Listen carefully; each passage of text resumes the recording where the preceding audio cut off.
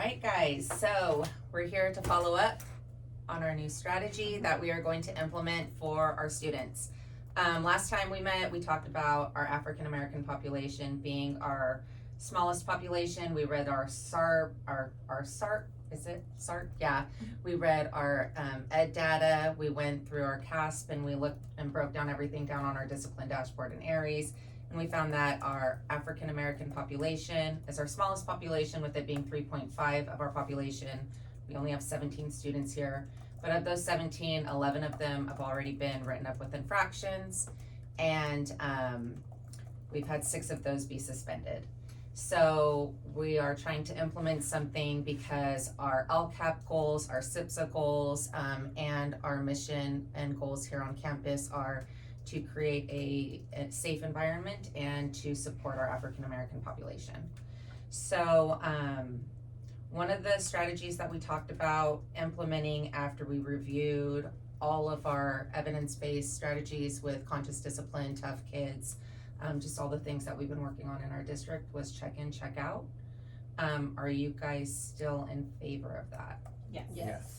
Okay, what are your guys' thoughts on that? I know that our Tier 1 team, our PBS Tier 1 team, has created things to make it a little bit easier for us to gauge some direction in where students are. What are some of the things that they've put in place that you guys think will help with that? So we had tried, had more individualized check-in, check-out. It was a bit confusing for some of the teachers. So what we ended up doing is we went with the Bear Buddy. So it's about the same Okay. for all the students, and it ties exactly into our matrix. Oh, perfect. And then the student is required to then graph their progress at the end of the week. So it's more of like a self-management strategy, and eventually we'll be able to kind of graduate them out of that Okay. as well.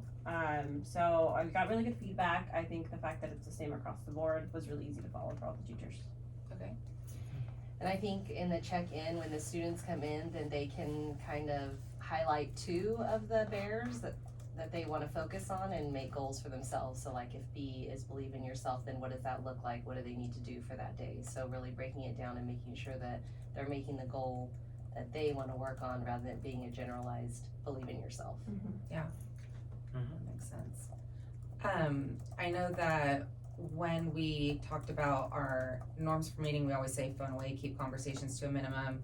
We're here for the good of the order. We're staying student driven, and I think that one of the things that has really helped with our planning meetings with this was that when we were going for the student driven part, it was that student accountability piece, and realizing that a lot of our students that fall into this category actually need to make that rapport and connection with an adult on campus. Yeah.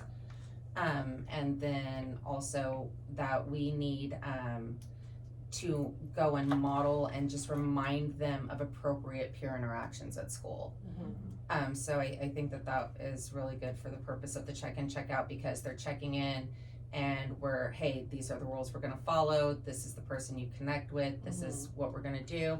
And then the checkout is their time to reflect on how things went, what went wrong, what went right, and then a peer that they may feel that they're gonna have difficulty with, so that we could follow up on that. Is that kind of the idea that we all felt?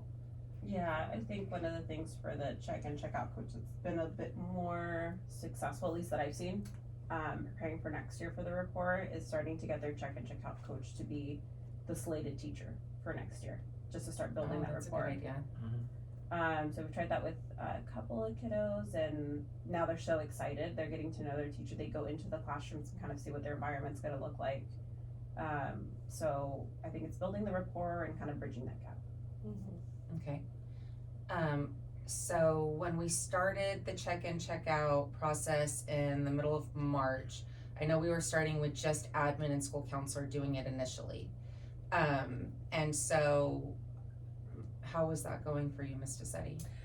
It's going good. I try to keep it pretty short and sweet, like in the morning, just because there's a lot going on, and if they're in like the upper grades, that's when a lot of like homework checks or agenda checks are happening. So kind of just meeting them outside of the classroom and like I said, talking about their goal and making sure that we're kind of thinking and talking about if a problem does happen, then what are the strategies we're going to use. So more of a reminder of what are some things that they can do to make sure that they are, successfully interacting with peers.